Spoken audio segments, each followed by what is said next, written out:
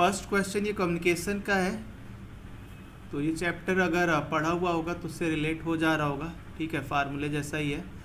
तो इसमें values put किया जाएगा तो ये सॉल्व हो जाएगा। 10 है इसका आंसर। Yes sir. ठीक है, नेक्स्ट क्वेश्चन देखते हैं। तो इसमें कह रहा है कि कौन सा करेक्ट नहीं है। तो इसमें अल्फ़ा की वैल्यू रहती है, बीटा निकाला जाता है इससे, तो बीटा इज इक्वल टू आता है अल्फ़ा अपॉन 1 माइनस अल्फ़ा आता है। तो इसके लिए डी ऑप्शन हो गया। ठीक है, सिंपल सा है, कुछ है नहीं। यस।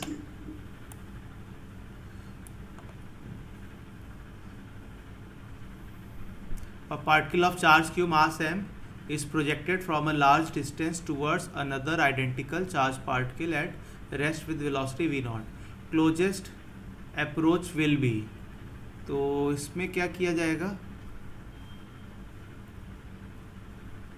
सर जब दोनों की वेलोसिटी सेम हो जाएगी तब इक्वेट, मतलब पहले तो कंजर्वेशन ऑफ मोमेंटम लगा देंगे, फिर काइनेटिक एनर्जी कंजर्वेशन लगा देंगे। हाँ, तो जब ये दोनों की वेलोसिटी इक्वल हो जाएगी तब लीनियर डिस्टेंस मिनिमम होगी इनके बीच की। ये कैसे कहा जा सकता है?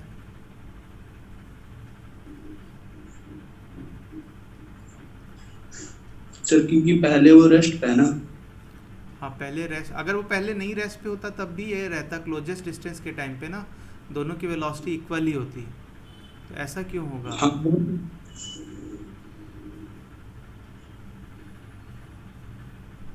ऐसा क्यों क्योंकि होगा? सर फोर्स सबसे कम सबसे ज्यादा रहता है ना।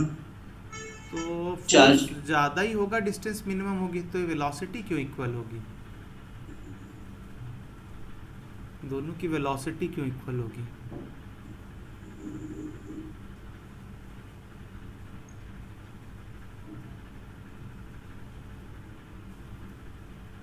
सर क्योंकि कोई एक्सटर्नल फोर्स नहीं ना है, सारे इंटरनल फोर्सेस है। जो मतलब उनके बीच में अट्रैक्शन का फोर्स, अरे रिपल्सन का फोर्स लग रहा है वो इंटरनल है, तो उससे मैकेनिकल एनर्जी, अरे एंगुलर मोमेंटम कंजर्वेशन में कोई इफेक्ट नहीं पड़ेगा। एक्सटर्नल फोर्स रहेगा तब ना एंगुलर मोमेंटम नहीं कंजर्व करेंगे। नहीं, एंगुलर मोमेंटम वाली तो खैर बात ही नहीं है, उसके लिए तो टॉर्क वगैरह है। मोमेंटम कह रहा है। लीनियर मोमेंटम के लिए नेट फोर्स वाली बात है, लेकिन उस ये जो लीनियर मोमेंटम कह रहे हो, ये सब कह रहे हो, उसमें मिनिमम डिस्टेंस कहाँ आ रही है? जो हम ये कह रहे हैं कि मिनिमम डिस्टेंस जब है, क्लोजेस्ट अप्रोच है, तब दोनों की वेलोसिटी इक्वल है। तो जो तुमने लॉजिक बताया उसमें ये मिनिमम डिस्टेंस जैसा टर्म आया ही नहीं।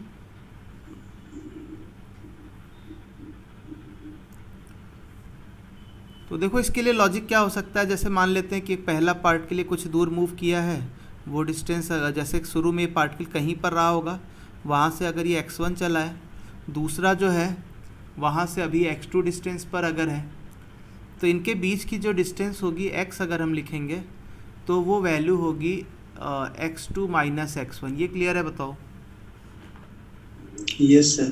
तो यही x जो है हमें मिनिमम चाहिए। तो मैक्सिमम मिनिमम में हमें ये मालूम है कि जैसे जब मैक्सिमम होना है या मिनिमम होना है तो उसका डिफ्रेंशिएशन ज़ीरो होगा, तो ये डिफ्रेंशिएशन ज़ीरो होना चाहिए। तो इसका डिफ्रेंशिएशन हो जाएगा dx2 बाई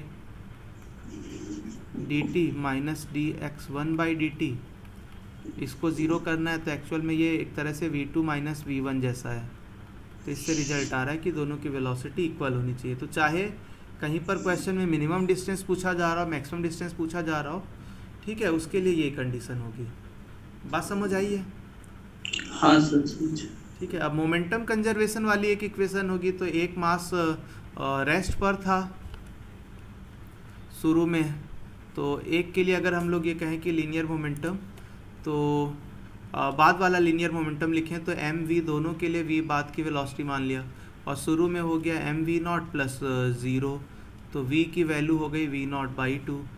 फिर मैकेनिकल एनर्जी कंजर्व कराना होगा, क्योंकि इसमें जो फोर्स लग रहा है इलेक्ट्रोस्टैटिक फोर्स कंजर्वेटिव फोर्स होता है। तो बस यही हाफ एम वी स्क्वायर, और ये ऐसा दो बार ये काइनेटिक एनर्जी फाइनल, और potential energy 1/4 pi epsilon not, और दोनों पे चार्ज क्यू हो गया तो क्यू स्क्वायर, डिस्टेंस आर। ये मैकेनिकल एनर्जी हो गई। शुरू वाली क्या थी, half M V not square, और पोटेंशियल एनर्जी तो स्टार्टिंग में उनके बीच की डिस्टेंस को काफ़ी ज़्यादा माना जा रहा है, लार्ज डिस्टेंस कहा गया है। तो बस ये वी नॉट की वैल्यू वी नॉट बाई 2 इसमें रखेंगे, एक ही अननोन आर बचेगा, वही पूछा गया, सॉल्व हो जाएगा। यस ठीक है, बी आता है इसको सॉल्व करने पे। यस फोर्थ, तो ये ऐसा कुछ कोई क्वेश्चन है नहीं, इसमें कुछ प्रॉब्लम नहीं है। क्या होता है, जैसे अगर ये आइडेंटिकल सा था तो दो पार्ट में कट किया, तो एक के लिए फोकल लेंथ अगर निकालेंगे, अगर इसके लिए एफ होता था तो इसमें ये 2f और 2f होगा, और फिर कॉम्बिनेशन ऑफ लेंथ से निकालेंगे तो इस कॉम्बिनेशन के लिए एफ आ जाएगा। बाकी रिफ्रैक्टिव इंडेक्स लेंस का जो दिया हुआ है वो सिर्फ कंफ्यूज करने के लिए दिया हुआ है। ठीक है ना, सिंपल ही था ये, कुछ यस ये वाले में काफ़ी प्रिंटिंग मिस्टेक हो गई थी क्वेश्चन में। जैसे यहाँ पर 1 माइक्रो एम्पियर अगर कलेक्टर में कहेंगे तो किसी तरह का गेन ही नहीं है, तो लॉस जैसा है। तो ये बेस करंट जो है 10 माइक्रो एम्पियर है, और कलेक्टर करंट 1 मिली एम्पियर होना चाहिए। तो ठीक है, तो अगर हम इसमें कहें कि भाई ये कह रहे हैं पावर गेन कितना हो रहा है, तो हमें करंट के लिए मालूम है, उससे हम आउटपुट रेजिस्टेंस मालूम है, तो उससे आउटपुट पावर निकाला जाए। और ठीक है, तो इसमें अगर हम पहले करंट गेन निकालें, बीटा से लिखा जाता था, तो वो हो जाएगा अपना 1 मिली एम्पियर, 100 आ जाएगा वो, हाँ, और 10 माइक्रो, तो ये 100 हो गया। फिर ये होता है कुछ beta square into load resistance, output वाला रेजिस्टेंस और इनपुट रेजिस्टेंस, है ना, ये पावर गेन होता है। तो ये गेन वर्ड भी प्रॉपर नहीं लिखा था, और यहाँ पे तो इसमें ये प्रॉब्लम हो गई। तो ये वाली वैल्यू हो गई 100, लोड रेजिस्टेंस दिया हुआ है इसमें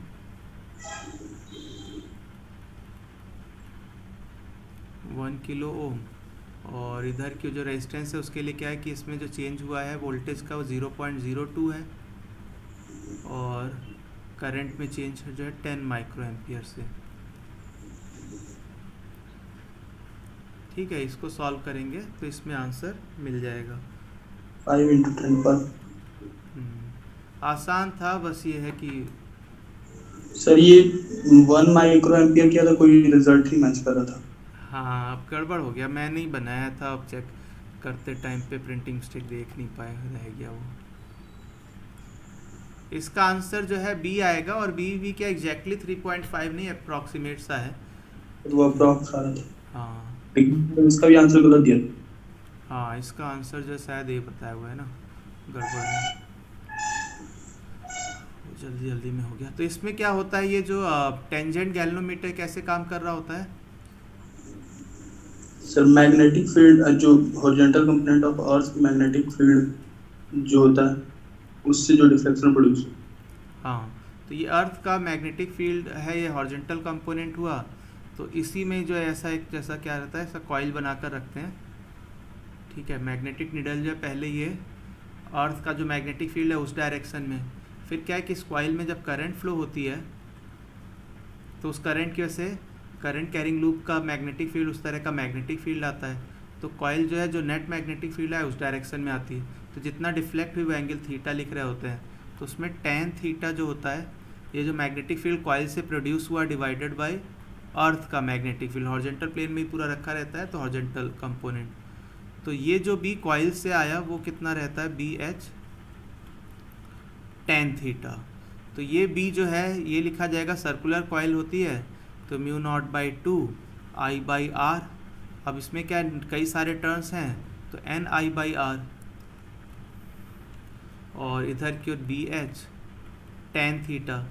तो क्वेश्चन में जो है बी एच भी दिया हुआ है, और tan थीटा में थीटा 30 डिग्री वो भी दिया हुआ है, और μ0/2 पाई ये लिखा जा सकता है, 2 μ0/2, इसकी वैल्यू 2 पाई × 10⁻⁻7,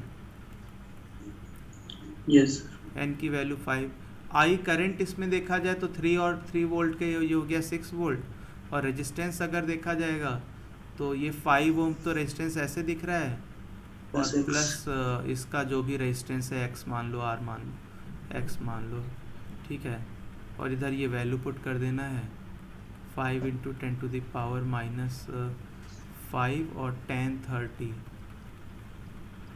तो इसको सॉल्व करेंगे तो अप्रॉक्सीमेटली 3.2 के आसपास आता है, वो सबसे नज़दीक जो है इसमें 3.5 वाला है, तो वैसे ही 3.5 मान लेंगे।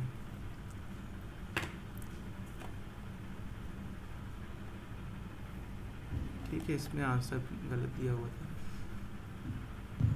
7th, a parallel beam of light all wavelengths greater than 3000 falls on a double slit.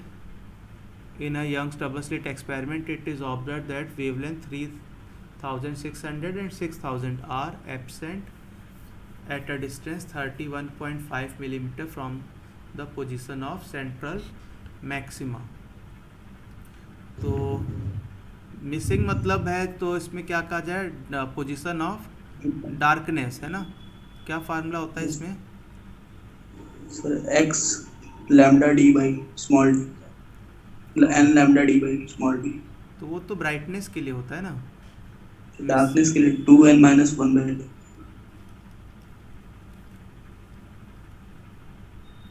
2n minus 1 by 2 और बाई 2। हाँ, और क्या था?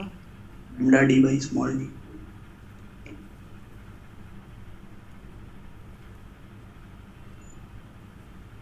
Lambda capital D by small D, ये होता है। अब ये कह रहे हैं कि इसमें जो है एक से दूसरा जो है उसमें क्या है कि इंटरफेरेंस में ये कह रहे हैं कि जो ऑर्डर है वो 7 से अलग है। तो ऑर्डर मतलब ये वाला जो नंबर है, ये जो नंबर है, तो एक के लिए अगर n है तो अगले के लिए वो वैल्यू n+7 है। तो सेम पोजीशन के लिए अगर हम लोग बात कर रहे हैं तो दूसरे के लिए लिखा जाए, एक बार ये लैम्डा 1 रख लेंगे और दूसरे के लिए नंबर बढ़ा दिया जाए तो ये हो जाएगा 2, और n की जगह पर अभी क्या रखा जाए, n+7। अब लैम्डा किसको कौन सी बड़ी वैल्यू रख रहे हैं, छोटी वैल्यू रख रहे हैं, उसके हिसाब से माइनस भी कर सकते थे। तो lambda 2d by small D. तो इससे पहले अगर n निकालने की कोशिश करें फिर इसमें रख के y की वैल्यू, और y की वैल्यू दी हुई है, तो इसको अगर हम निकालें तो 2n minus 1 lambda 1 is equal to 2n+7 और -1 और लैम्डा 2। अब इधर में बाद वाला नंबर जो मैंने ब्रैकेट में लिखा है बड़ा लिखा है, तो उधर का लैम्डा छोटा वाला रखेंगे। तो 2n-1 ये लैम्डा बड़ा रखेंगे 6000, और दूसरी ओर ये इसको मल्टीप्लाई कर दिया जाए तो ये हो जाएगा 2n और -13 +13, और इधर का लैम्डा जो स्मॉलर वैल्यू है 3600, 6 से डिविजिबल होगा 10 हो जाएगा, 10 हो गया, 6 से डिवाइड किया 6 हो गया, और डिवाइड किया 2 से तो ये 3 हो गया, ये 5 हो गया।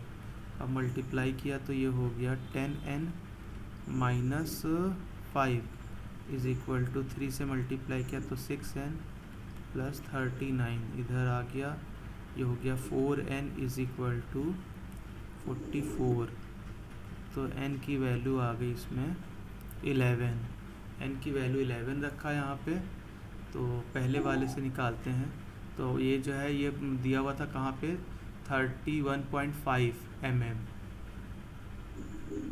सेंटर से 31.5 mm। तो YD जो है ये 31.5 हो गया mm, तो 10⁻³ और ये पहले वाले के लिए लिख रहे थे n की वैल्यू 11, तो 2n-1, तो 11 इंटू 2 हो गया 22, -1 21, तो 21/2, और पहला वाला लैम्डा हमने 6000 रखा था। और कैपिटल डी की वैल्यू 1 मीटर। हाँ, स्मॉल डी पूछा गया था इसमें, तो ये स्मॉल डी की वैल्यू कुछ सॉल्व हो जाएगी। 10⁻⁻10 था और ये 3, और तो 10⁻³ बचा, और डेसिमल हटा दिया जाएगा तो इधर 0 एक बढ़ा दें तो फिर कितना हो गया 4 और ये 7 10⁻³ कर देते हैं 10⁻³ और क्या क्या है इसमें 21 6 डिवाइडेड बाई 2 और 315 तो इसको कैलकुलेट किया जाए 2 से डिवाइड हो गया ये 3 से डिविजिबल होगा ये तो हो जाएगा सर। इसका डिवाइड करें 0.5 टाइम्स हो रहा होगा ठीक है तो 0.5 मिलीमीटर ये तो कोई बना नहीं आंसर सर 0.13 आ रहा था 0.13 आ रहा है इसमें कहाँ गड़बड़ किया है इस हम्म,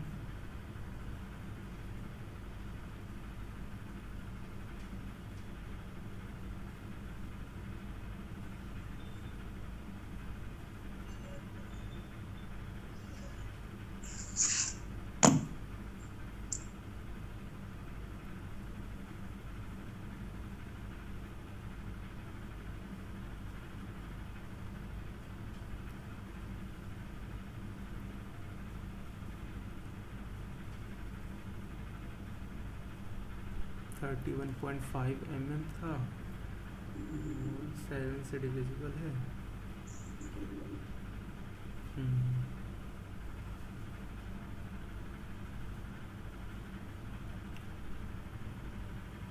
कैलकुलेशन देखो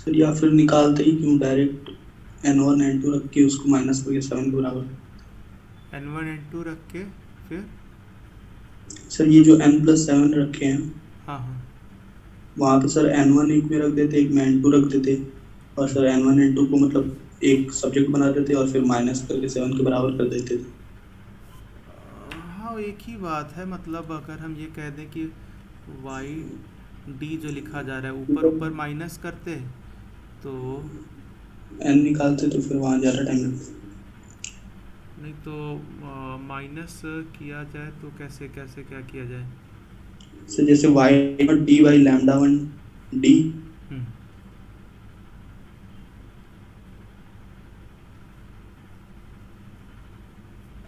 तो दोनों y तो एक ही रहना चाहिए ना हाँ तो एक ही तो है सर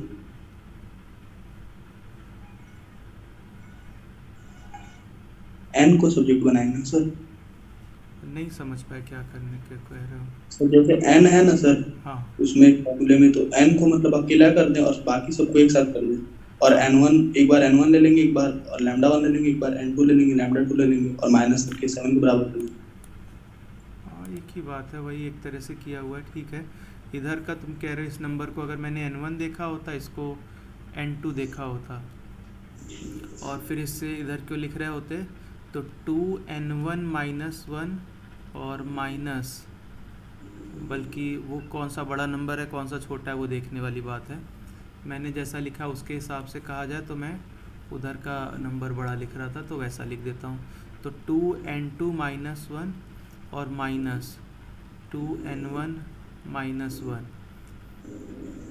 ये वाली वैल्यू किसके इक्वल है 2yd डिवाइडेड बाई 2yd मतलब डार्कनेस की पोजीशन और स्मॉल डी भी कर देते हैं इधर फिर कैपिटल डी सर पूरा कॉमन कर दिए पूरा कॉमन कर लिया जाए और वो 1/λ जैसा कर देना बस 1/λ1 1 माइनस कैपिटल डी और फिर ये 1/λ1 माइनस 1/λ2 मतलब फ़र्क आना नहीं चाहिए तो ये जो डिफरेंस आएगा वो इसको जो है क्या लिखा जाए 1 से 1 चला गया इसको 14 लिखें जैसे 2 काट देंगे तो 7 हो जाएगा कटेगा कैसे माइनस हो रहा है ना वो 2 जो फॉर्मूले में है 2 लैम्डा 2 y नॉट d हाँ हाँ हाँ हाँ 2 और ये वाई डी की वैल्यू जो है इसमें दी थी 13 31.5,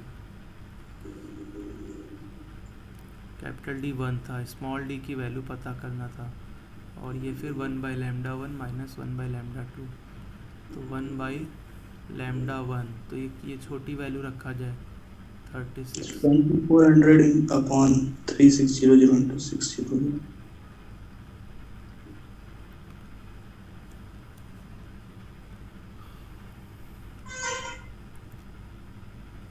तो स्मॉल डी यहाँ से, तो ये इससे कैंसिल तो हो ही रहा, 2 से डिवाइड कर लेंगे इधर और 7 से भी डिवाइड कर दें। 10 power 10.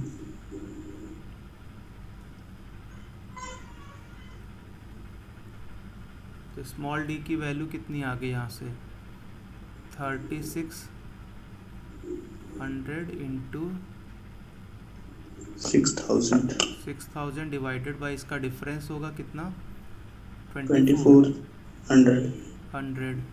और 10 टू द पावर में अगर हम देखें, और ये Yes, डिवीजन 10. में 4.5 भी होगा, और फिर 10 टू द पावर में -7 आ जाए. ये प्लस का 10 होता, और इधर हो गया ये जाकर माइनस का 7, है ना। तो ये 2 और ये तो कैंसिल कर लेते हैं, खैर। तो 12 से डिवाइड किया, इसको 2 से मल्टीप्लाई कर लिया, तो ये हो गया 9, तो 9 है ना, ये इसको डिवाइड किया, इससे 3 आ गया, यहाँ से भी डिवाइड कर लिया 2000।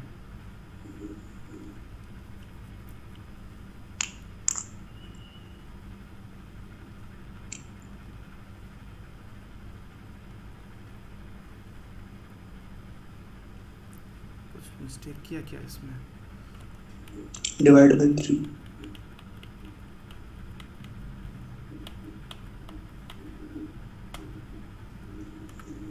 2 0 हटाया था, फिर इसके बाद मैंने इसको 12 से डिवाइड किया ना, ये हो गया 3 और ये हो गया 2, फिर 2 से इसको डिवाइड किया तो ये हो गया 3000।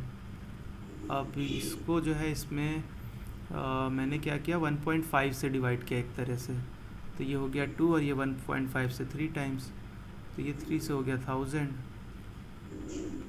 तो 2 इंटू 10 टू द पावर -4 मतलब 0.2 मिलीमीटर। इधर की ओर में क्या 0.5 कहाँ से बन रहा था, दोनों तो एक सी बात है, अलग कैसे हो सकता है।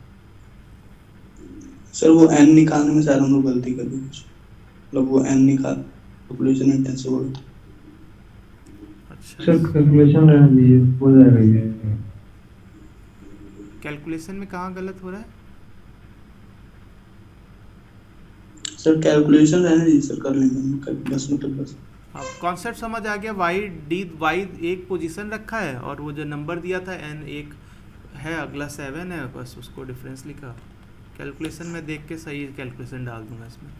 ये इसको पैरेलल रेडियो एक्टिविटी जैसा पढ़ा होगा इस चीज़ को, कि जितने भी लैम्डा रहते हैं इफेक्टिवली ऐड ही हो जाता है। ठीक है, तो ये तो डायरेक्ट फार्मूला ही हो गया एक तरह का, है ना।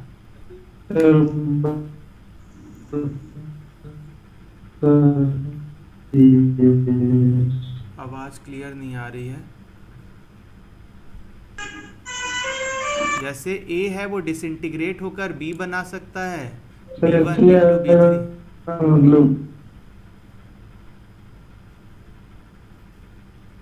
पैरेलल रेडियो एक्टिविटी के लिए आवाज़ क्लियर आई नहीं इसमें, है ना, तुम्हारी आवाज़ फिर क्लियर नहीं आई। लिख कर भेजो जो भी कहना हो तो, है ना।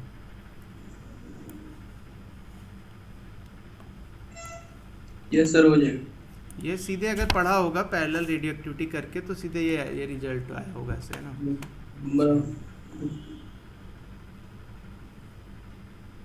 अच्छा, कैसे ऐड हो जाता है उसको थोड़ा अगर सुनना चाहो तो ये ऐसा कर सकते हैं। जैसे अगर A है वो डिसइंटीग्रेट हो रहा है, तो अगर हम कहें कि A का जो नंबर है तो उसके डिसइंटीग्रेट होने का रेट, तो ये 1 से अगर हम लोग लिखेंगे, पहला अगर रिएक्शन में कहा जाए, ठीक है, तो उससे अगर ये डिसइंटीग्रेट हो रहा है और अच्छा ऐसा लिखें, अगर यही वाली इक्वेशन ए है, उससे इधर की ओर हमने बनाया है b1 और b2, b3 कितने भी होते हैं, और इसमें हमने इधर का λ1, λ2, λ3, इसके जो नंबर हैं उसको हम लोग NA नाम रखें, इसको NB1, NB2 और NB3। तो इसमें अगर से 1 2 कोई नंबर नहीं मल्टीप्लाई किया गया तो इसका मतलब है NA प्लस NB1 नाम रखा हुआ है, NB2, NB3, इनके नंबर सब ऐड होके कांस्टेंट रहेगा, ये चेंज नहीं होगा। तो अगर हम इसमें ये कहें, ये गलत लिखा था वैसे, -dNA/dt λ1 NA नहीं होगा, उसमें तीनों का रोल आएगा, वही तो हमें प्रूव करना है। इसको अगर हम डिफ्रेंशिएट करके लिखें तो dNA/dt ये वैल्यू हो जाएगी माइनस का dNB1/dt माइनस का dNB2/dt और माइनस का dNB3/dt। अब अगर हम ये देखें कि इसके बनने का रेट है, इसका फॉर्मेशन है, ये फॉर्मेशन किससे हो रहा है, इससे हो रहा है, इस वाले रिएक्शंस के थ्रू। तो ये क्या है कि ये लैम्डा और इसका नंबर इस पर डिपेंड करते हुए होगा। तो ये वाली जो वैल्यू है, पहली वाली वैल्यू माइनस के अलावा जो है ये होगा λ1 NA के बराबर। इसी तरह से दूसरा होगा वो λ2 NA के बराबर होगा, और तीसरा λ3 NA के बराबर होगा। सो प्लस होगा ना? नहीं, इसमें जो है माइनस साइन लगाए, दूसरे साइन लेकर आया। अब इसका फॉर्मेशन हो रहा है तो माइनस तो पहले से ही था, उसके अलावा ये, ठीक है, ये जो B1 है वो तो बन रहा है ना टाइम के साथ, B2 है टाइम के साथ बढ़ रहा है। यस। तो अब इसमें माइनस कॉमन लेकर अगर हम लिखें तो ये कुछ λ1 प्लस λ2 प्लस λ3 NA जैसा हुआ। ये माइनस चाहे तो अगर हम इधर लेकर आएँ तो माइनस का dNA/dt कह सकते हैं। अब एक न्यूक्लियस, एक एटम, एक तरह का जो ब्रेक होता था, उसके लिए हम लोग लिखते थे ऐसा dN/dt माइनस λN जैसा। तो उससे अगर हम कंपेयर करेंगे तो यहाँ पर लैम्डा जो है λ1 प्लस λ2 प्लस λ3 इस तरह का आ गया रिजल्ट, पैरेलल रेडियो एक्टिविटी। ठीक है, समझ आ गया ये? Yes sir.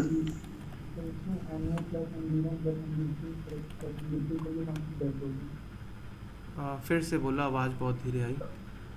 सर ये Na plus NB1 plus NB2 plus NB3 constant है। कांस्टेंट ये है जैसे कि इसमें क्या है कि इधर ये जो न्यूक्लियस है इनके साथ कुछ भी नहीं हो रहा है, सिर्फ इसके कि ये ब्रेक होगा और ये बनेंगे। अगर ये एक न्यूक्लियस ब्रेक हुआ तो B एक ही बनेगा। अगर ये एक ब्रेक हुआ और B1 नहीं बन रहा होगा तो हो सकता है ये बन रहा हो तो एक ही बनेगा। तो अगर ये एक नंबर से कम हुआ तो या तो ये एक नंबर से बढ़ेगा या ये एक नंबर से बढ़ेगा या फिर ये एक नंबर से बढ़ेगा। तो इसका न्यूक्लियस अगर एक कम हुआ तो इधर किसी ना किसी का एक अमाउंट बढ़ जाएगा, इसका दो कम होगा तो किसी ना किसी का ये बढ़ जाएगा। तो एक एटम के ब्रेक होने पे एक एटम का बनना इस तरह का है। तो टोटल नंबर ऑफ न्यूक्लियाई जो है वो कांस्टेंट रहेंगे।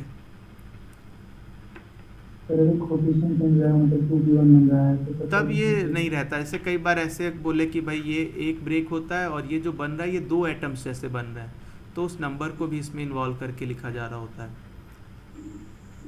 तब जैसे अगर इसका जो नंबर है ये by2 करके लिखेंगे, उसका आधा, इधर कुछ और नंबर होता जो भी, तो by4 करके लिखा जा रहा होता जो भी नंबर होता।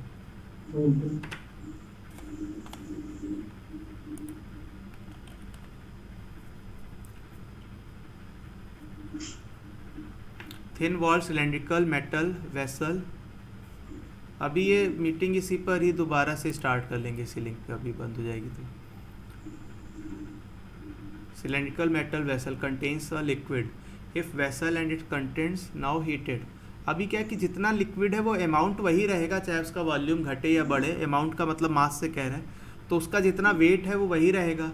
तो वो वेट और डिवाइडेड बाय एरिया, इस तरह का प्रेशर में चेंज जैसा आएगा। तो वेट तो उतना ही रहा। एरिया के लिए क्या कहा जाए, तो एरिया में चेंज आया। तो एरिया में चेंज कितना आया,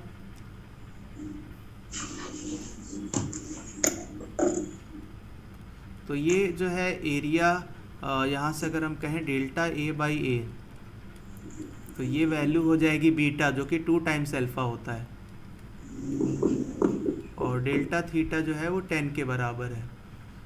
तो ये हो गया। अब इसमें अगर हम कहें कि ये प्रेशर, अगर एरिया टेम्परेचर बढ़ा है, एरिया बढ़ा है, तो प्रेशर कम हो गया होगा। प्रेशर होता है force divided by area, force तो उतना ही रहा, एरिया बढ़ा तो कम हो गया और डिक्रीज़ हुआ होगा। और एरिया का चेंज अगर देखें तो ये 2% है, 2 × 10⁻⁻², मतलब 2%। तो एरिया 2% बढ़ा तो प्रेशर 2% कम हो गया। डी ऑप्शन आना चाहिए। ठीक है सर ऐसे भी तो कह सकते हैं कि मतलब अगर लिक्विड ज़्यादा एक्सपेंड करेगा तो उसकी हाइट घट जाएगी, मतलब कंटेनर ज़्यादा एक्सपेंड करेगा तो लिक्विड की हाइट घट जाएगी। अगर कंटेनर ज़्यादा एक्सटेंड करेगा और लिक्विड भी एक्सपेंड कर रहा हो तो हो सकता है हाइट बढ़ भी जाए। मतलब कंटेनर जो है एक्सपेंड किया, लेकिन लिक्विड उससे भी ज़्यादा एक्सपेंड किया। नहीं तो यहाँ तो कंटेनर ज़्यादा एक्सपेंड कर रहा है ना, मतलब 3 टाइम्स उसका वॉल्यूम एक्सपेंशन और इसका 1 ही टाइम्स। नहीं, अगर ये हाँ ये ठीक है, लेकिन उस गामा का यूज़ हुआ नहीं है, मैं ये कह रहा हूँ। वो गामा अगर इसमें 10 से मल्टीप्लाई करके भी होता तब भी आंसर ये डिक्रीजेज बाय 2% होता। तो वहाँ पर क्या है कि जैसे हम कहें कि हाइट बढ़ गई तो प्रेशर बढ़ गया होगा, ऐसा नहीं है। उसमें आता है रो जी एच, तो रो वर्ड भी आता है, डेंसिटी वाला भी। तो अगर उसमें वॉल्यूम बढ़ा होता है तो डेंसिटी कम हुई होती है। और हमें क्या निकालना रहता है कि भाई हमें फोर्स निकालना रहता है, तो प्रेशर को तो हम रो जी एच कह रहे हैं, एरिया से मल्टीप्लाई करें तो एरिया और एच मिलाकर वॉल्यूम बन गया, और डेंसिटी इंटू वॉल्यूम मिलाकर मास बन गया। तो एक्चुअल में mg है ये, वो तो चेंज हुआ नहीं।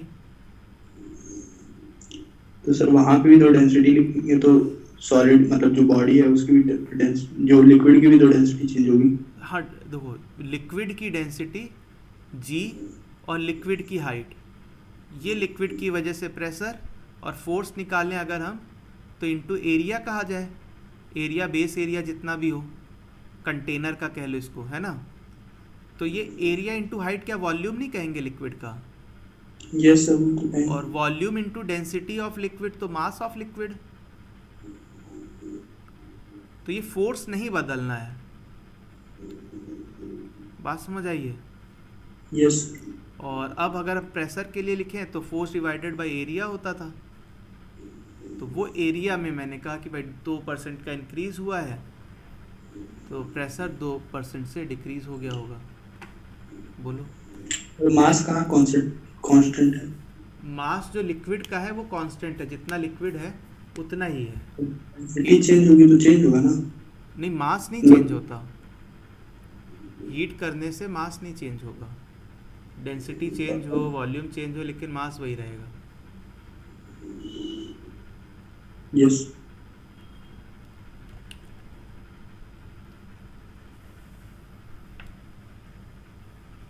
तो ये वाला क्वेश्चन, इसमें क्या करना है, एंगुलर मोमेंटम कंजर्व कराना है और एनर्जी कंजर्व। तो यहाँ पर अगर हम कह दें कि ये हाईएस्ट पॉइंट पर जब है, वहाँ पर जो स्पीड है, अगर वो स्पीड हो गई v, तो फिर ये सेंटर से जो डिस्टेंस है वो 4r है, तो एंगुलर मोमेंटम mvr लिखा जाता है। तो m और v और r जो लिखा जाएगा वो 4r है। जहाँ से फेंका गया था वहाँ पर लिखा जाए तो m v0, और वहाँ पर है r, तो इससे v की वैल्यू हो गई v0/4।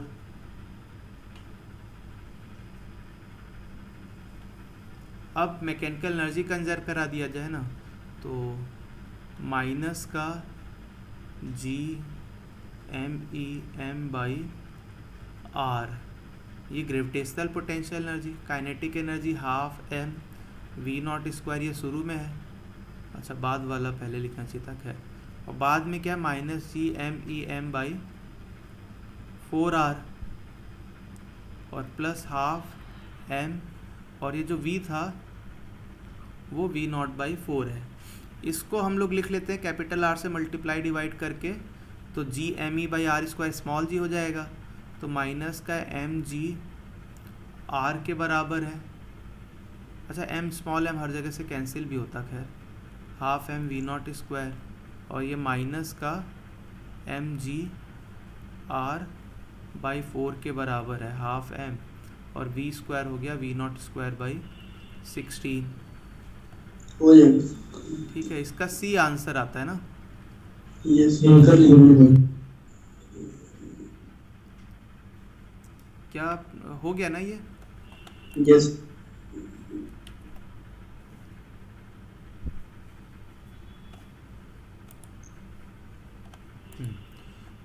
हो गया। इसमें जैसे ये बोला हुआ है कि प्रेशर का कुछ चेंज है ना, तो आरएमएस स्पीड के लिए जो फार्मूला लिखा जा रहा होता है,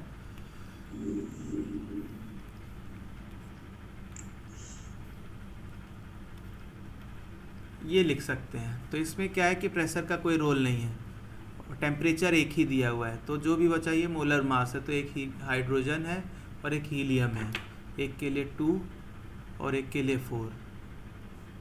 ठीक है, हो जाएगा। द वेवलेंथ ऑफ के अल्फा लाइन, बिल्कुल डायरेक्ट ही है, के अल्फा के लिए जो फार्मूला है वो लिखो, जेड कैलकुलेट हो जाएगा। 29 आता है इसमें, है ना? Yes sir. कैलकुलेशन होती है, हो जाएगा। ठीक है, अगला देख। कुछ डाउट है इसमें? नहीं सर, मतलब वही कैलकुलेशन जा रहा हूँ, गलत भी है। हाँ, वो रहता है। एनर्जी के लिए, वेवलेंथ के लिए जो रहता है ना वो रिलेशन, उसको थोड़ा ध्यान रखते हुए लिखें अपना। इक्विमोलर 13th वाला, हाँ।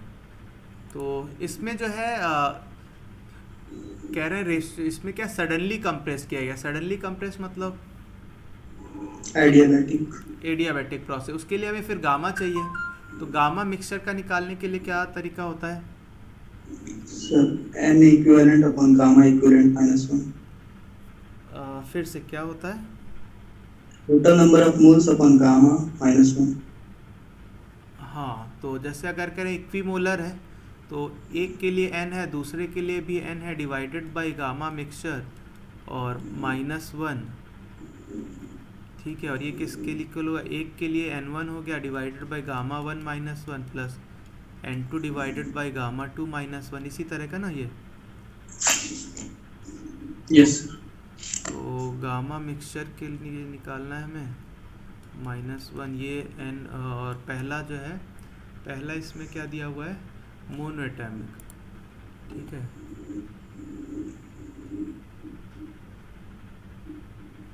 अच्छा, ये कह रहे हैं कि जैसे अगर सडन कंप्रेशन है, वो रिवर्सिबल प्रोसेस है नहीं, तो हम उसमें कोई इक्वेशन कैसे लगा सकते हैं? अपना जो भी फिजिक्स में क्वेश्चन आ रहे हैं ना, वो सब रिवर्सिबल मान के ही चलना है। और सडन प्रोसेस है तो एडियाबैटिक में ऐसा ही रहता है ना कि बहुत फास्ट प्रोसेस होता है, बाकी जो भी है वो रिवर्सिबल है।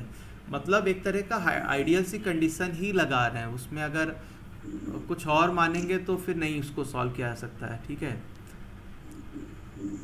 तो कोई और स्कोप है नहीं फिजिक्स में, सिर्फ ये सब आइडियल गैस ही सिलेबस में है। ये भूपेंद्र सर बोले थे, मतलब सारा रिवर्सिबल मान के ही करेंगे। हाँ, क्योंकि जब रिवर्सिबल नहीं है तो क्या इक्वेशंस है, वो फिजिक्स में एनालिसिस है ही नहीं कहीं पर भी। तो ये अगर कंफ्यूजन रहा हो, बाकी ये गामा 1 गामा 2 की वैल्यू रखना है। ठीक है, गामा मिक्सचर निकालो इससे और आगे वैल्यूज पुट करो, आगे आ जाएगा आंसर। बी आता है ना इसमें 3/2। हाँ, गामा मिक्सचर 3/2 आएगा।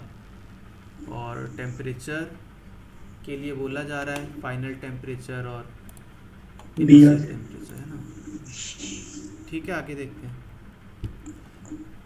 ये वाले में जो है प्रिंटिंग मिस्टेक हो गई थी।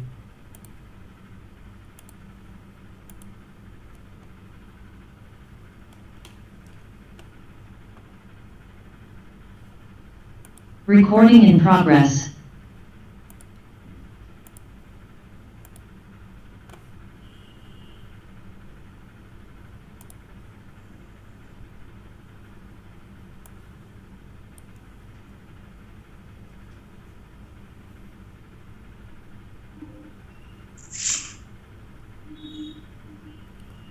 फोर्टीन्थ क्वेश्चन, इसमें काफ़ी प्रिंटिंग मिस्टेक थी। फोर्थ ऑप्शन जो है वो लो हिस्टेरेसिस लॉस प्रॉपर वर्ड लिखना था, तो वो मैंने करेक्ट कराया था, अब दोबारा चेकिंग में वो सही आया नहीं वो, तो कुछ लॉस हिस्टेरेसिस वर्ड ऐसा लिख कर आ गया था। तो अभी ये मान ले ये सही क्वेश्चन है, तो ये प्रिंटिंग मिस्टेक की वजह से लोगों का गलत हुआ होगा। The material of an electromagnet should have, तो ये हिस्टेरेसिस लॉस क्या हो, जो लूप होता है वो लॉस उसमें कम हो, क्योंकि इलेक्ट्रोमैग्नेट क्या है कि करंट फ्लो होगी तो मैग्नेट जैसा बिहेव करेगा, करंट फ्लो होना बंद हो तो नहीं करेगा, ठीक है। तो वो जो उसमें हिस्टेरेसिस लूप बनाते हैं उसमें जो एरिया होता है वो कम आए, वो एरिया जो होता है उतना एनर्जी का लॉस जैसा रहता है, तो वो कम आए। तो इसमें क्या है कि ये तो डी वाला होना चाहिए, इन्होंने बोला है कि क्या नहीं होना चाहिए, है ना।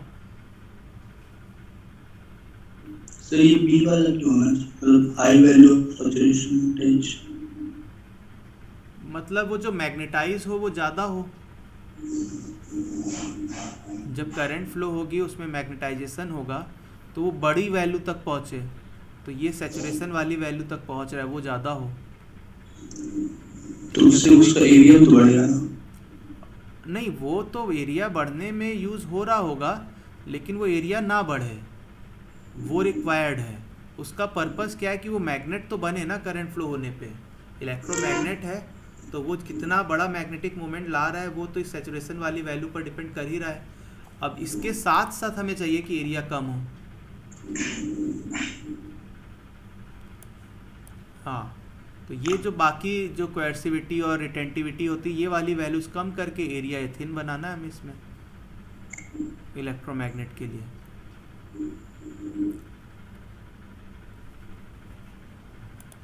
ठीक है, इंफॉर्मेशन सही है ये, आगे देखा जाए।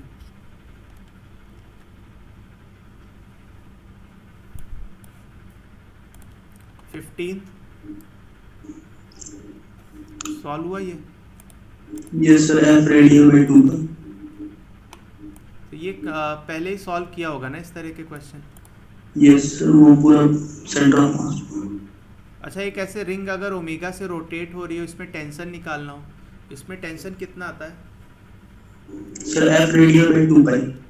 इसके लिए मास m है, रेडियस r है, ओमेगा से रोटेट हो रहा है, टेंशन कितना होता है फिर से बताओ?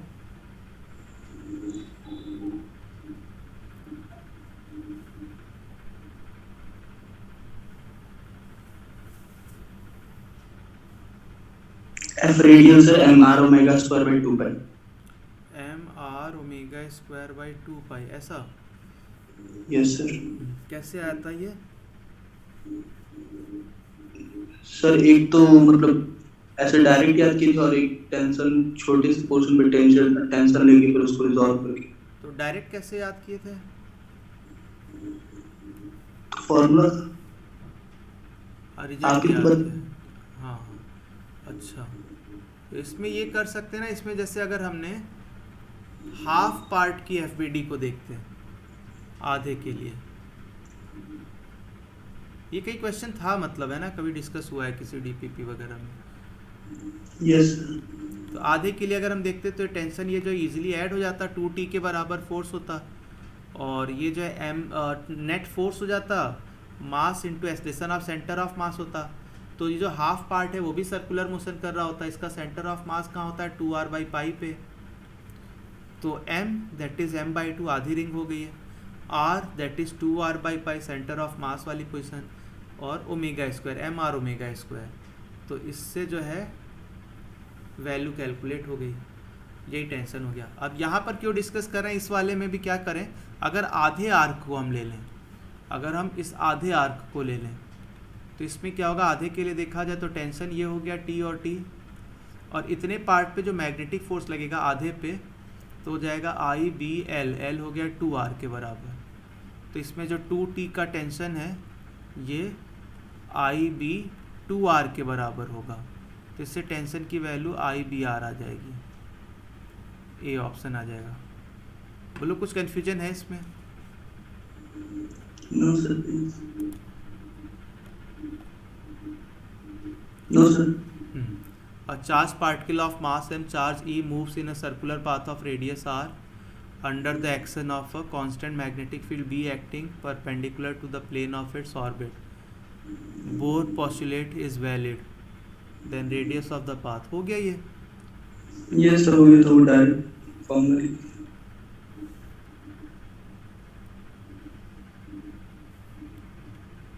ये सर हो गया है ना, मतलब वही इसमें जो है m v r is equal to n h upon two pi भी लगाएंगे, और रेडियस के लिए मैग्नेटिक फील्ड के लिए जो फार्मूला था सर। मैग्नेटिक मोमेंट डायरेक्ट नहीं बोल देंगे, ENH अपॉन 4 पाई। और मैग्नेटिक मोमेंट क्या चीज़? ये सर सही।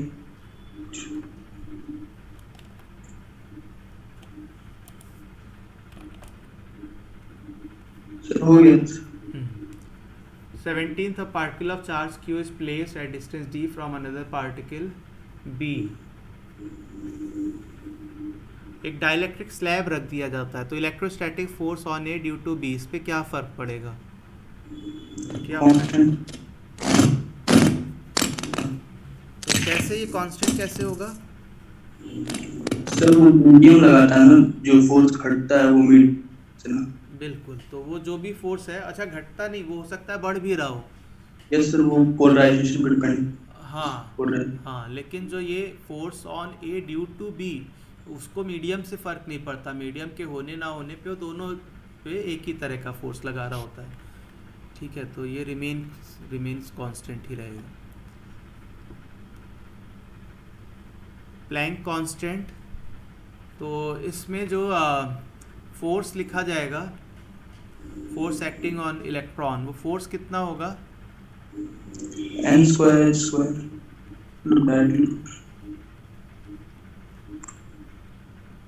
ऐसा फोर्स होता है। अब ये आर के लिए जो फार्मूला होता है, उस फार्मूले में कुछ वैल्यू आती है और h² आता है। ठीक है, वैल्यू निकाल ही लोगे, पढ़ा होगा। तो उसमें अगर हाँ n वगैरह का रोल नहीं, इन्होंने सिर्फ h के लिए बोला है जैसे, तो सिर्फ उसी की बात कर रहे हैं। वो तो सब फार्मूला पूरा लिखा जाए, वो जैसे तो मुझे याद है नहीं वैसे, तो वो जो याद हो वैसे लिखा जाए। बस पे कह रहे हैं कि प्लैंक कांस्टेंट की वैल्यू, तो ये आर में प्लैंक कांस्टेंट का स्क्वायर आता है। इसको डिराइव तो कर ही सकते हैं ना, जैसे सभी वैल्यूज निकालते थे उसमें काइनेटिक बोर थ्योरी में ये पढ़ा होगा। हाँ, तो ये h², फिर यहाँ पर जो r का स्क्वायर है, तो एक तरह से h⁴ हो गया। तो ये डिवीज़न में है और h⁴ है, तो h को ये कह रहे हैं कि डबल कर दिया जाए। तो 4 टाइम्स डिवीज़न में पावर 4, 2 की पावर 4 है ना, तो decreases 1/6 of its original value. Yes.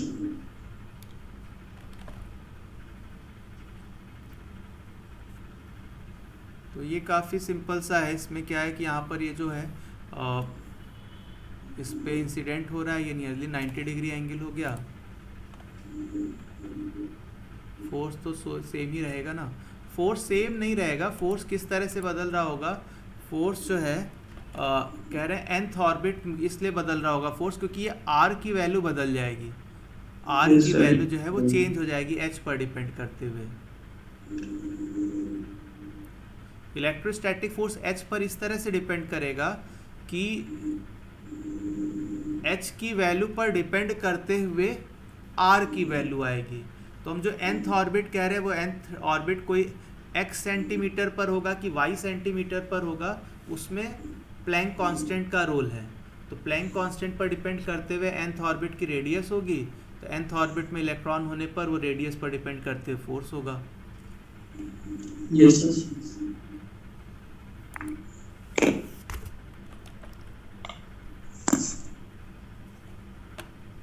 तो यहाँ पर जैसे एक म्यू है और अगला म्यू उससे जो डबल वाला दिया हुआ है, तो इधर की ओर जो एंगल होगा वो कितना हो जाएगा?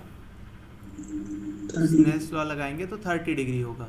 अब ये 30 डिग्री है और जैसे रेडियस दिया हुआ है 2r, अब ये तो फिर ये ज़रूर यहाँ पर ऐसा आता होगा। इसको स्नेल्स लॉ लगाया जाए तो μ2 और साइन r कह लो उधर के लिए, और इधर μ1 और साइन 90, तो इससे r की वैल्यू आ गई 30 डिग्री। 30 डिग्री पर आएगा तो ये यहाँ पर टच करता हुआ आना चाहिए, तभी ये ऐसे इधर वाली डिस्टेंस ये 2r और ये r।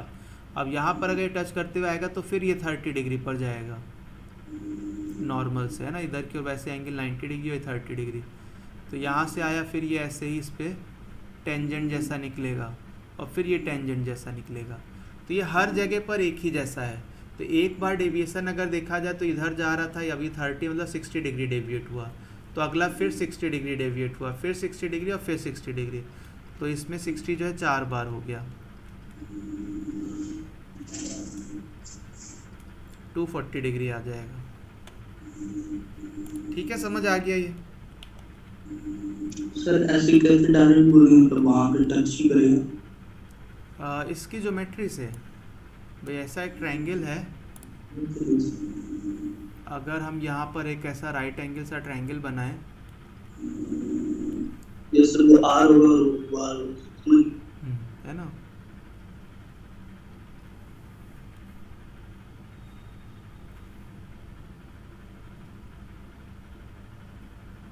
इस पे 90 डिग्री होगा यार, और ये 2 आती है 30 डिग्री, वही 30 डिग्री पड़ता।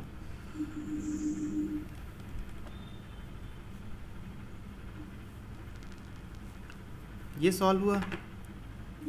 हाँ सर। कैसे सॉल्व किया इसको बताओ। सर एक ही प्लेन है तो, और मेन पोजीशन के दोनों अपोजिट साइड दोनों को लिए थे, तभी मैक्सिमम हो जाए। अच्छा, एक ही डायरेक्शन मूव कर रहे थे और मेन पोजीशन के अगल दोनों पोजीशन। ये अगर इस तरह से एसएचएम कर रहा होता है तो इसको सर्कुलर मोशन में प्रोजेक्शन से भी रिप्रेजेंट किया जाता है ना।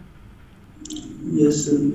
तो अगर मैं कहूँ कि दोनों पार्टिकल सर्कुलर मोशन में हैं जिनका प्रोजेक्शन इसमें हम देख रहे हैं, और उनके बीच में कुछ जो है फेस का डिफरेंस है, तो जैसे अगर हम कहें कि भाई एक जो है किसी जगह पर है और दूसरा उससे कुछ फेस डिफरेंस 5 पर है, तो ये 5 फेस डिफरेंस सर्कुलर मोशन में ऐसे ही दिखता है, बोलो। Yes sir. तो अब अगर ये मैंने 5 बना दिया और एक ही ये ओमेगा से घूमते हुए रहेंगे, सेम फ्रीक्वेंसी से दोनों एसएचएम कर रहे हैं, सेम एम्पलीट्यूड, तो ये वाली जो डिस्टेंस है दोनों को मिलाने वाली 1 और ये 2 कह लो, 1 और 2 सर्किल पे जो है ये वाली डिस्टेंस फिक्स रहेगी। यस। अब ये कहीं घूमेगा तो इसमें इनके ए और बी के बीच में, मतलब दो पार्टिकल के बीच की जो डिस्टेंस है वो वाली डिस्टेंस जो है वो अगर हम प्रोजेक्शन पर इसमें दिखाएं तो वो डिस्टेंस कहाँ पर है। जैसे पहले के लिए बोला जाए तो ये वाली डिस्टेंस यहाँ पर है वो, दूसरे के लिए, और ये पहले के लिए, तो इनके बीच में अभी ये वाली डिस्टेंस है।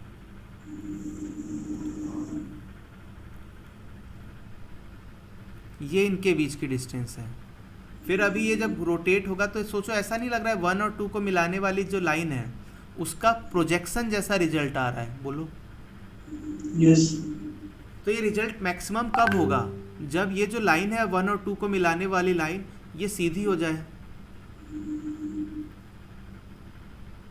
यस।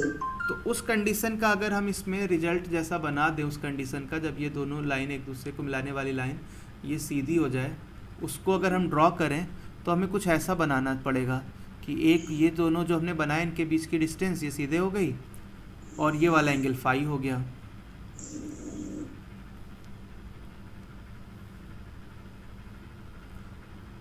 तो ये वाली जो डिस्टेंस है इनके बीच की वो कह रहे हैं √3 टाइम्स एम्पलीट्यूड, तो ये √3 ए के बराबर है। जब ये सीधी डिस्टेंस हो जाएगी तो इसका प्रोजेक्शन इसी के बराबर ही आएगा, दोनों के बीच की डिस्टेंस, और ये रेडियस जो है ए के बराबर रहता था, ये फाई लिखा जा रहा है। तो हाफ एंगल अगर देख लो 5/2 और इसमें साइन लिख लो अभी, तो साइन 5/2 कितना होगा, √3/2a डिवाइडेड बाई a, √3/2। तो 5/2 की वैल्यू कितनी आ गई, 60 डिग्री। तो ये हो गया 120 डिग्री।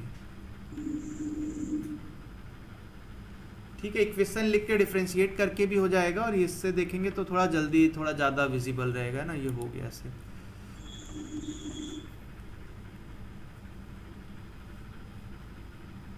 वीटी डायग्राम दिया है, find ratio of maximum and minimum pressure. तो इसमें मैक्सिमम प्रेशर कहाँ पर होगा, मिनिमम प्रेशर कहाँ पे होगा, इसका कुछ नाम लिख कर चलें। अगर इस वाले पॉइंट को मैं 1 मान लेता हूँ, यहाँ पर ये वाले पॉइंट को 1 कह देते हैं, इधर को 2, इधर को 3। तो प्रेशर मैक्सिमम और मिनिमम कहाँ पर होगा, 2 पे मिनिमम, 3 पे मैक्सिमम, 2 पे मैक्सिमम, 3 पे मिनिमम। 2 पे जो प्रेशर होगा वो मिनिमम और मैक्सिमम 3 पे प्रेशर जो होगा वो 2 मैक्सिमम। पे मैक्सिमम होगा 3 पे minimum। नहीं, देखो क्या है, इसमें वीटी डायग्राम बनाओ तो ये होता है P V is equal to N R T. P V is equal to N R T, तो अगर हम v लिखें तो ये हो जाएगा एन आर बाई पी और इंटू टी। तो अगर हम इसमें कहें कांस्टेंट प्रेशर वाले अगर हम ग्राफ बनाएं वी टी डायग्राम में, v जो है y एक्सिस पर, तो ये स्ट्रेट लाइन बनेगा। तो स्ट्रेट लाइन में क्या होगा कि जहाँ पर ये एक अगर मैंने ऐसी स्ट्रेट लाइन बनाई, एक ये ऐसी स्ट्रेट लाइन बनाई, ये x कह देते हैं कि ये y, तो x वाले का स्लोप कम है तो ये प्रेशर ज़्यादा है। कांस्टेंट प्रेशर में ये हाई प्रेशर पर बना हुआ है, कांस्टेंट प्रेशर में ये लो प्रेशर पर बना हुआ है। बोलो यस। ठीक है। तो उससे देखकर हम ये कह सकते हैं कि भाई जो सबसे कम प्रेशर है सेकंड वाले पॉइंट पर है, थर्ड पे सबसे ज़्यादा है। बाकी क्वेश्चन में अपने आप ही वो रिजल्ट मिल जाएगा, हम हर जगह पर उसकी वैल्यू पता करें, ठीक है। और रेशियो निकालना है तो सभी जगह के लिए कहीं पर कुछ वैल्यू मान लो। इसको पॉइंट को मैंने 1 नाम रखा तो इसको 2, इसको 3। तो ये 1 वाले पे प्रेशर को हम लोग कुछ P मान लेते हैं। तो 1 से अब 2 पर पहुंच गए, तो 1 पे अगर हम लोग लिखें तो P V is equal to N R T, यहाँ का टेम्परेचर 2T है। अब सेकेंड वाले पॉइंट पर लिखें तो वहाँ का प्रेशर को P2 लिख लेते हैं V, तो वॉल्यूम वहाँ पर कितना है 2V के बराबर है, और एन आर टी वहाँ पर टेम्परेचर T के बराबर है। तो P2 कितना आ गया 1/2 N R T by V. यहाँ से अगर हम देखें तो N R T by V की वैल्यू मालूम है P/2 सर। P/2, हाँ। तो N R T by V जो है वो P/2 है।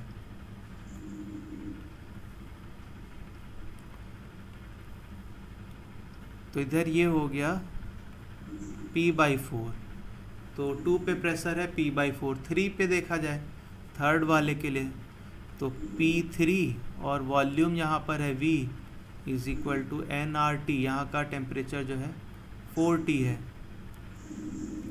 तो ये 4 टाइम्स एन आर टी होता है P/2, तो ये है 2P के बराबर। अब सब जगह का प्रेशर हमारे पास है, P1 पर है P, P2 पर है P/4 और यहाँ पर है 2P। तो सबसे ज़्यादा हो गया 2P और सबसे कम हो गया P/4, रेशियो हो गया 8। ठीक है, ये सिंपल ही है, इसमें कुछ खास है नहीं। सेकंड क्वेश्चन सॉल्व हुआ नहीं सर, ये क्वेश्चन देखो देखा हुआ है ये।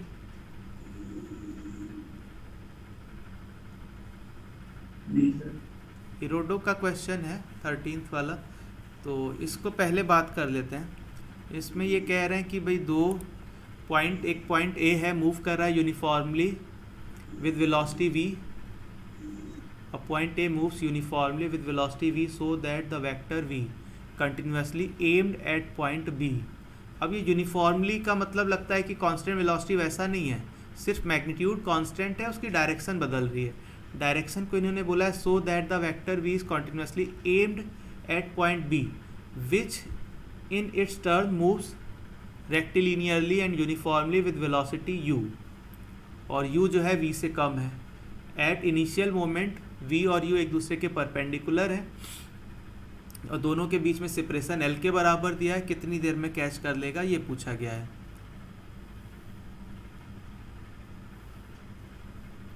तो ये जैसे कहीं पर b है और इधर कहीं पर a है, इनके बीच में डिस्टेंस है l। जब ये मूव करना शुरू करते हैं, अब b का क्या है, b को कुछ लेना देना नहीं है और सीधे स्ट्रेट लाइन में जा रहा है, एक लाइन के लॉन्ग वो कांस्टेंट वेलोसिटी से जा रहा है। स्टार्ट दोनों एक ही साथ करते हैं। a क्या करता है, a स्टार्ट तो करता है b की ओर, लेकिन उसको जैसे ही दिखता है कि b थोड़ा आगे आ गया है तो अपनी डायरेक्शन वो बदल लेता है b की ओर। b मूव कर रहा है, थोड़ा और आगे पहुंचा है तो उसकी डायरेक्शन b की ओर, हमेशा डायरेक्शन टुवर्ड्स b। तो a जो है कुछ ऐसे कर्व पाथ पर जाता है। बोलो बात समझ आइए। यस सर, सर बी को रोक भी तो सकते हैं। बी को रोक सकते हैं मतलब बी को रोक सकते हैं मतलब बात नहीं समझ आई। सर बी बी को रोक सकते हैं कैसे? बी चल रहा है, फिर से बताओ, अनम्यूट करके बताओ। सर बी को उतना ही वेलोसिटी पीछे ले लें और ए को भी दे दें तो बी रुक जाएगा और फिर ए से केवल चलेगा। हाँ ठीक है, वो तो है, मतलब क्वेश्चन में हो क्या रहा है ये समझ आ रहा है। Yes sir. तो एक ये जैसे ना बड़े फेमस सा क्वेश्चन है, विरोडो का है तो फेमस ऐसे ही है। बाकी इस तरह के क्वेश्चन बनाते हैं, जैसे कोई एक रैट है, एक चूहा है और एक बिल्ली है। तो जैसे ही चूहे ने देखा बिल्ली को, तो चूहा क्या है, उसका जो बिल है उधर की ओर वो भाग रहा है, उधर की ओर भाग रहा है, सीधे उधर की ओर भाग रहा है। बिल्ली को तो पता नहीं है, तो बिल्ली से चूहे की को देखकर भाग रही है जिधर जिधर चूहा जा रहा है, और उसको कैसे कैच कर पा रहा होगा। इस तरह का क्वेश्चन कैसे सॉल्व किया जा सकता है इसमें? देखो ये बी जो चल रहा था उसकी वेलोसिटी थी u, और ये जो है चल रहा है वो हमेशा कांस्टेंट स्पीड से। तो किसी टाइम पर यहाँ पर a हो, किसी टाइम पर यहाँ पर अगर b हो, कुछ इस तरफ जा रहा हो, इस मोमेंट पर इधर से एंगल थीटा बना लें। तो ये अगर v वेलोसिटी से जा रहा था, मान लेते हैं किसी टाइम t पर कैच करेगा, तो ये जो v cos थीटा है इसको dt से मल्टीप्लाई करें, इंटीग्रेट करें 0 से कैपिटल T तक, तो ये जो है ut के बराबर होगा। बोलो ये बात समझ आ रही है?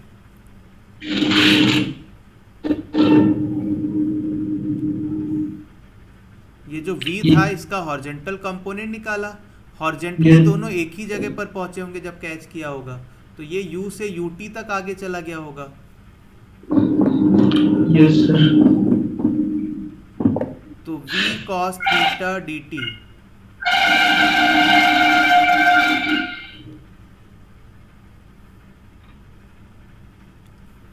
तो cos थीटा dt इसका इंटीग्रेशन अगर हम कहें 0 से t तक, तो ये u by v into T के बराबर होता है। बोलो यस। अब यहाँ पर अगर मैं कहूँ कि ये क्या है, a और ये b इस मोमेंट पर, तो ये इधर की ओर जा रहा है u से, तो इनको मिलाने वाली लाइन से यहाँ का एंगल थीटा बनाए, और हम कहें कि ये b जो है u cos थीटा से दूर जा रहा है, तो इनके अप्रोच की वेलोसिटी लिखें तो होगा v minus u cos theta. तो ये जो इंटीग्रेशन होगा t टाइम तक, ये इनके बीच का गैप खत्म हो रहा है l, इसके बराबर है। ये समझ आया? यस। तो बस ये वाली वैल्यू इसमें पुट कर देना होता है। रोडो का क्वेश्चन है, अच्छा है ये। तो इसको रखो, इसमें पहला इंटीग्रेशन हो जाएगा vt, दूसरे में हो जाएगा u, फिर cos का इंटीग्रेशन है तो वो सॉल्व किया हुआ u by v into T, और इधर हो गया l, तो t कैलकुलेट हो गया L V divided by V square minus U square. बात समझ आ गई? ये बताओ। Yes sir. अब देखो इस वाले क्वेश्चन में, इस क्वेश्चन में क्या कहा जा रहा है कि एक पार्टिकल p है, इनिशियली 16 मीटर है फिक्स्ड पॉइंट O से, एक ये है O फिक्स्ड पॉइंट है, और जो p है इससे कुछ दूर है, 16 मीटर दूर है, और इसकी वेलोसिटी दी है p की, और PO वेक्टर है, vector from P to O at any time. At any time मतलब P जो पार्टिकल है कहीं और पहुंच जाएगा, तो शुरू में तो ये जाल जो है ये वाला वेक्टर इधर की ओर है, P कहीं और पहुंचा है, तो जहां पहुंचा है ये उधर की ओर वेक्टर, P जहां पहुंचा है उससे इधर की ओर वेक्टर है। बोलो ये बात समझ आई? पहला जो ये PO वेक्टर कह रहे हैं ये यूनिट वेक्टर है ये। यस। इस वेक्टर के साथ एक वेलोसिटी है 3i कैप। तो अगर हम इसमें ये कहें कि भाई जो इसकी वेलोसिटी है, मैंने क्या किया, इसमें एक ऐसा ऑब्जर्वर रखा, एक ऐसा ऑब्जर्वर जो कि मूव कर रहा है किस वेलोसिटी से, 3i कैप से। एक ऑब्जर्वर ये 3i कैप से मूव कर रहा है, तो इस ऑब्जर्वर के रिलेटिव अगर लिखा जाए, तो इस ऑब्जर्वर के रिलेटिव पॉइंट ओ की वेलोसिटी क्या होगी जो कि फिक्स था? -3. तो ये जो है इधर की ओर 3 से जा रहा होगा लेफ्ट वर्ड, सपोज इधर की ओर पॉजिटिव x कह देते हैं, तो ये इधर 3 से जा रहा होगा बोलो। और ये जो p है उसकी वेलोसिटी क्या होगी? 5p.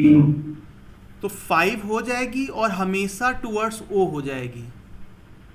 तो जैसे o जो है इधर 3 की स्पीड से लगातार चलता जा रहा है और p जो है हमेशा o की ओर मूव करता जा रहा है, बोलो।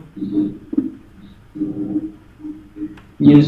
तो ये क्या पिछला जो अभी मैंने इरोडो वाला क्वेश्चन बताया उससे रिलेट हो पाया कि ये वैसा ही है? Yes. L V by V square minus U square, L इनके बीच की डिस्टेंस, एल वी था 5 divided by V square minus U square, तो 16 इंटू 5 डिवाइडेड बाई 16 है ना। Yes.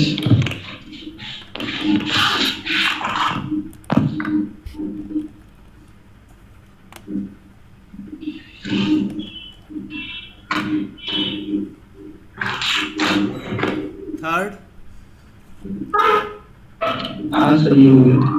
हाँ ये जो फोर्स लग रहा है वो टेंजेंट के लॉन्ग है, उसको अगर हम वेक्टर को समझें तो टेंजेंट के लॉन्ग फोर्स है हमेशा ही, और उसी के लॉन्ग जो है मूवमेंट है। जैसे कि इधर एक्स एक्सिस जो वाई एक्सिस जैसा बना लें, अगर यहाँ पर कोऑर्डिनेट एक्स कॉमा वाई कह दिया जाए, F.dr से एफ डॉट डी आर से, ये सर्फेस सर्कल की इक्वेशन लिखी थी, फिर वहाँ से dx dy का. अच्छा ये जो फोर्स लग रहा है वो ऐसा दिया हुआ है, एफ की वैल्यू एफ वेक्टर अगर कहा जाए माइनस का वाई आई कैप प्लस एक्स जे कैप, इसका अगर मैग्नीट्यूड निकाला जाए तो कितना आएगा?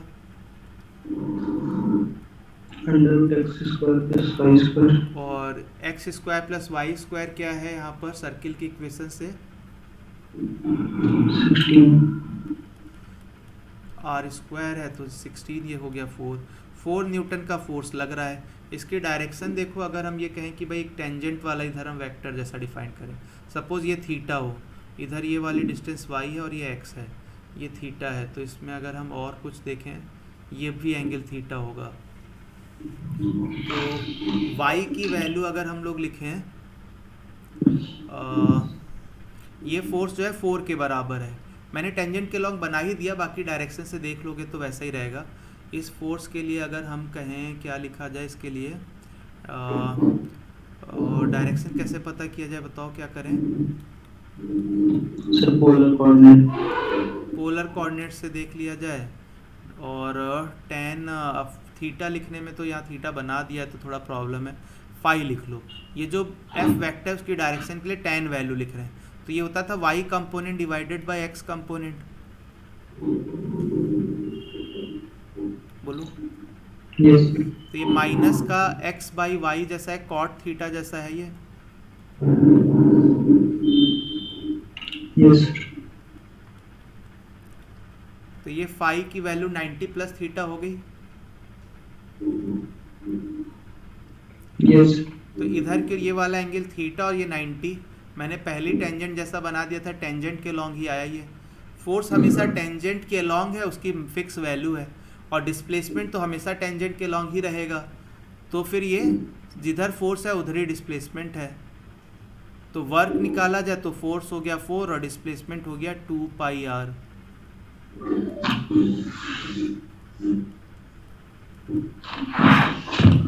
सिक्सटीन पाई के बराबर वर्क हुआ। तो इन्होंने कहा 4 पाई के की वैल्यू हो गई 4।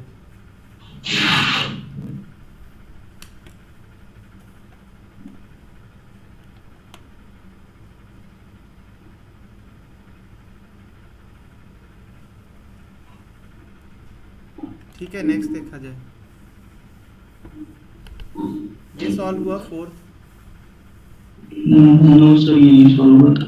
देखो इसमें ये है कि अगर एक जो है नीचे जा रहा होगा, जैसे ये जो सिलेंडर है, अगर ये नीचे जाएगा, ये सिलेंडर नीचे जाएगा, तो ये जो वाटर लेवल है या जो भी लिक्विड है ये ऊपर आएगा, बोलो।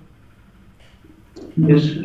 तो अगर ये कह रहे हैं कि भाई एक का जो एरिया है दूसरे का एरिया उससे कितना है 4 टाइम्स है, तो अगर ये एरिया ए है तो ये टोटल एरिया ये नीचे ये 4A है, तो अगर ये ए है तो ये जो आसपास का बचा हुआ वाला है वो एरिया क्या 3A के बराबर नहीं होगा? Yes sir. अगर ये नीचे x आएगा तो ये वाला सरफेस ऊपर x/3 जाएगा, बोलो। Yes sir, volume. हाँ, तो अभी इसमें क्या SHM करने में क्या है, जैसे SHM ही करता है, नीचे आएगा तो ये नीचे आएगा तो ये ऊपर सरफेस जाएगा।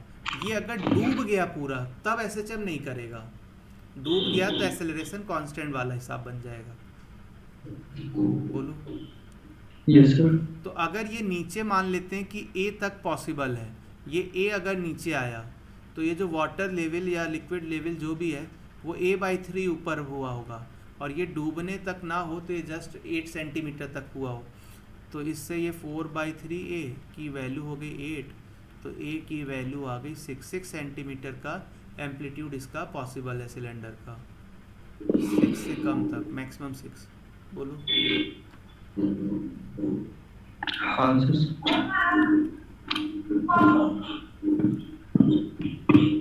ये तो हो गया होगा, है ना? यस सर, ये हो गया था। तो पल्स की स्पीड के लिए जिसमें फार्मूला होता है √T/μ। यस सर, फिर उसको इंटीग्रेट, हाँ, फिर उसको डिफरेंशिएट।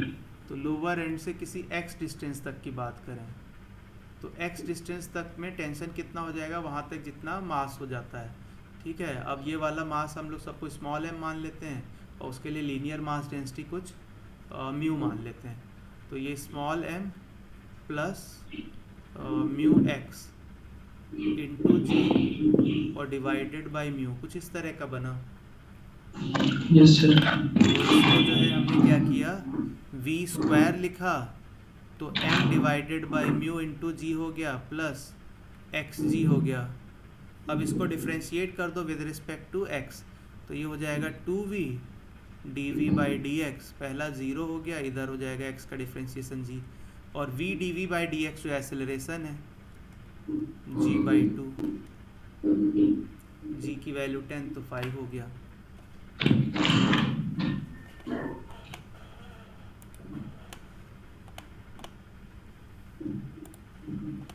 ठीक है, समझ आ गया ये?